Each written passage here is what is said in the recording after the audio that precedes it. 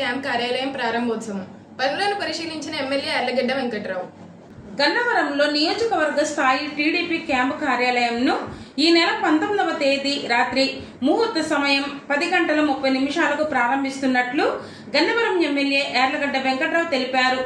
ఈ మేరకు క్యాంపు కార్యాలయ భవనానికి రంగులు వేయడం పూర్తి కాగా ఫర్నిచర్ ఇతరత్ర ఏర్పాట్లను వేగవంతంగా సాగుతున్నాయి. క్యాంప్ కార్యాలయ పనులను గన్నవరం ఎమ్మెల్యే యార్లగడ్డ వెంకట్రావు మంగళవారం స్వయంగా పర్యవేక్షించారు. ఈ సందర్భంగా క్యాంపు కార్యాలయంలో పలు మార్పులపై సిబ్బందికి సూచనలు తెలియజేశారు. ఈ సందర్భంగా యార్లగడ్డ వెంకట్రావు మాట్లాడుతూ ప్రజా సమస్యల పరిష్కారానికి ఈ క్యాంప్ కార్యాలయం దోహదపడుతుందని అన్నారు. ప్రజల రద్దీ దృష్ట్యా ప్రస్తుతం గన్నవరంలో ఉన్న కార్యాలయం సరిపోకపోవడంతో మరో పెద్ద భవనంకు ఈ క్యాంప్ కార్యాలయాన్ని మార్చుతున్నట్లు పేర్కొన్నారు.